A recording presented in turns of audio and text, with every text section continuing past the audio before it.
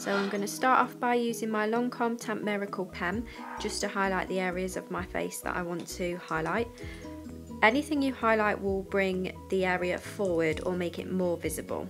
So I'm going to start with under the eyes. I'm going to draw it in a triangle shape, just from the inner corner down to the point and then up past my cheekbone.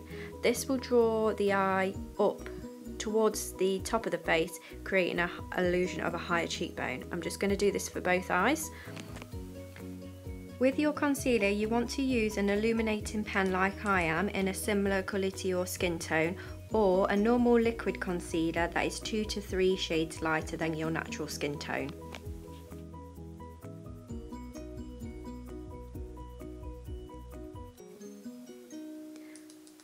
I'm now going to highlight the bridge of my nose and my forehead. My forehead is quite short, so I want to elongate it, so that is why I'm highlighting there. I'm also highlighting my cupid's bow and my chin, and then just in the middle of my forehead, just to make it look a little bit wider and a little bit longer. I'm then going to blend it all together with my beauty blender and just press this and bounce it into the skin to give a really smooth, flawless finish. Anyone that's new to contouring and highlighting, I highly recommend you invest in one of these beauty blenders, just because it makes blending the products so much easier and making the finished result so much more natural.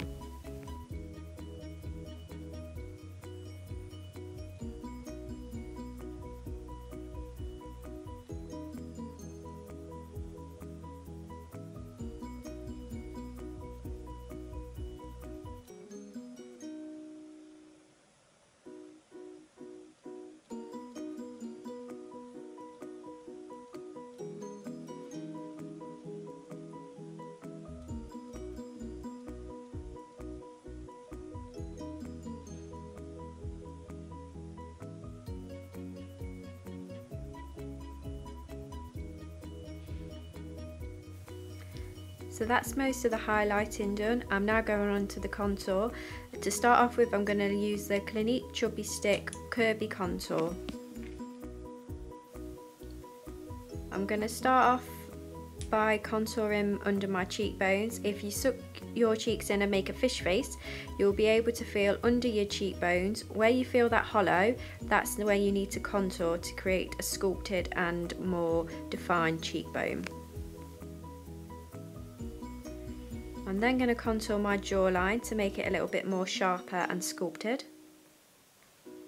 And then the sides of my forehead, because my head's quite round, so I want to sort of shape that off to make it more oval. So I'm going to contour there, and then just at the sides of my face as well, because my face is a little bit wider because I do have a round face shape.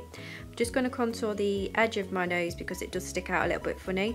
If you do have a wider bridge, you can also contour the bridge of the nose, but mine's quite skinny, so it doesn't really bother me. And I'm then going to blend it all in with my beauty blender again. And this is the essential part of contouring, is the blending. So you just have to keep going in with the beauty blender and blending it and softening it out until you can't see any harsh edges. So just a note to say that with contouring, anything you do contour will make that area recede or hide that area. So anything you want to make look smaller or hide, you would contour. Hence why anyone with a wide bridge of the nose would contour down the side of the bridge of the nose, because it would make it look slimmer and smaller.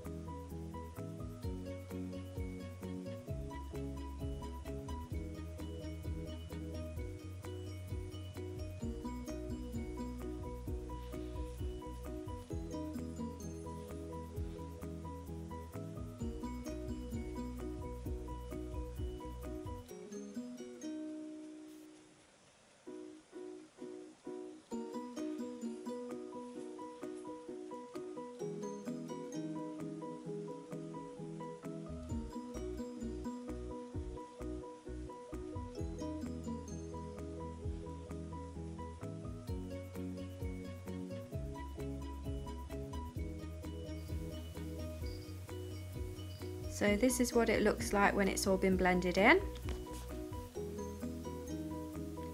So if you wanted to, you could just stop there, but I'm going to go in with my MAC contour powder in Sculpt just to add a little bit more definition to my cheekbone area. I'm going to use a Real Techniques powder setting brush just because it's quite small and can get into the hollows of my cheeks quite easy, and I'm going to draw the line with the powder like I drew the line with the Chubby Stick cream contour, and I'm just going to go over this and then blend it in.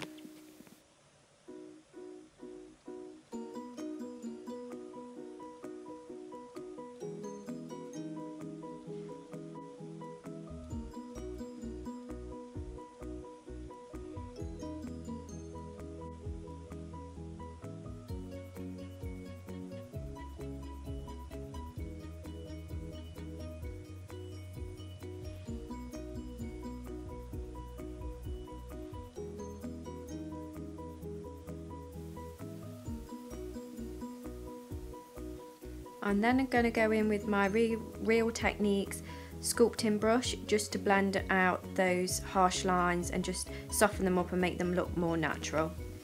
Using the MAC sculpting contour powder does give a heavier contour look to the face, so if you want something a lot more natural or you're a beginner, then you could skip this step or just use a slight amount of powder. I have used a little bit more than I usually would just so it would show up on camera a bit better, and to the left of the screen my cheek looks a bit darker than my right cheek, but purely because the light's coming in from that area, so it is making it show up a bit more than the other side. So just in case you were wondering if you thought I looked a little bit uneven, it's just because of the lighting in the bedroom. I don't have professional lighting, it's just literally daylight, so don't be alarmed. The key to a good contour as well is that to be able to see it but not see it, if that makes sense. So if you can see it too much, you know you've gone a little too far. So just going in with my beauty blender again, just to give an extra layer of blend in there, because I can still see some lines and some edges and I don't really want to be seeing that. I'm then going in on the apples of my cheeks with my blush. I'm using the L'Oreal blusher in shade 90.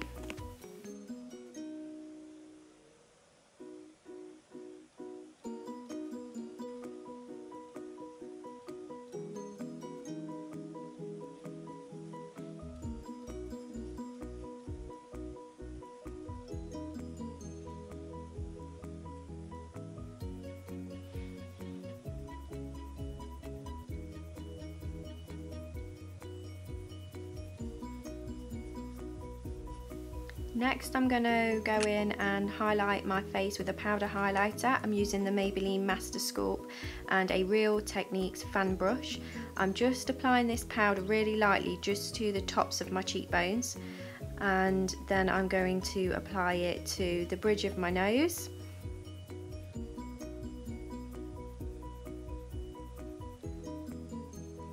And the arches of my eyebrows as well. This is a very soft highlighter, so if you like something very shimmery, it might be worthwhile investing in another powder highlighter, but I quite like this just for the softness, just for daytime.